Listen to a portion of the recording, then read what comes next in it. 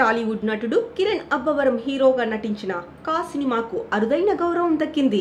ఢిల్లీ వేదికగా జరిగిన దాదాసాహెబ్ ఫాల్కే ఫిల్మ్ ఫెస్టివల్లో ఉత్తమ చిత్రంగా కా అవార్డు దక్కించుకుంది. ఒక తెలుగు సినిమాకు ఈ అవార్డు రావడంతో అభిమానులు శుభాకాంక్షలు చెబుతూ పోస్టులు పెడుతున్నారు. కొత్త దర్శకులు సుజిత్, సందీప్ సంయుక్తంగా ఈ మూవీని తెరకెక్కించారు. గతేడాదిలో వచ్చిన ఈ మూవీ భారీ విజయాన్ని అందుకుంది. ఇందులో నయన్, సారిక, తన్వీ రామ్ హీరోయిన్లుగా నటించారు. పీరియాడికల్ సస్పెన్స్ థ్రిల్లర్ చిత్రంగా కా ప్రేక్షకులను అలరించింది. పార్ట్ 1 విజయం సాధించడంతో పార్ట్ 2ను మరింత ఉత్కంఠగా తెరకెక్కిస్తామని ఇప్పటికే మేకర్స్ ప్రకటించారు. కా చిత్రం అమెజాన్ ప్రైమ్ లో స్ట్రీమింగ్ అవుతోంది. Dolby vision 4K Atmos technology నుంచి ఓటీటీలోకి వచ్చిన ఫస్ట్ తెలుగు సినిమాగా రికార్డు క్రియేట్ చేసింది. సైకలాజికల్ సస్పెన్స్ తో మెప్పించిన ఈ చిత్రానికి భారీగానే ఫ్యాన్స్ ఉన్నారు. ఇక కా సినిమా కథని చూస్తే కనుక ఈ సినిమా కథంతా 1977లో జరుగుతుంది. అభినయ వాసుదేవ్ గా కిరణ్ అబ్బవరం నటించారు. తన ఒక అనాథ. చిన్నప్పటి నుంచి పక్క వాళ్ళ ఉత్తరాలు చదివే అలవాటు ఉంటుంది. తన వయసుతో పాటు ఈ అలవాటు కూడా పెరుగుతూ వస్తుంది. పోస్ట్ మ్యాన్ అయితే అన్ని ఉత్తరాలు చదవచ్చు అనే ఆశతో ఆ ఉద్యోగంలో చేరతాడు. జాబ్ కోసం తన పెంపుడు కుక్క రామ్ తో కలిసి కృష్ణగిరి అనే గ్రామానికి వెళ్తాడు.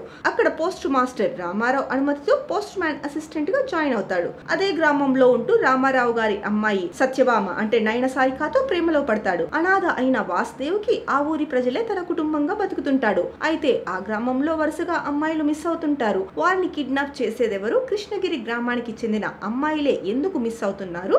ఉత్తరాలు చదివే అలవాటున్న వాసుదేవ్ కు తెలిసిన నిజమేంటి? వాసుదేవ్ ను ఓ ముసుగు వ్యక్తి, అతని గ్యాంగ్ ఎందుకు వెంటాడుతున్నారు?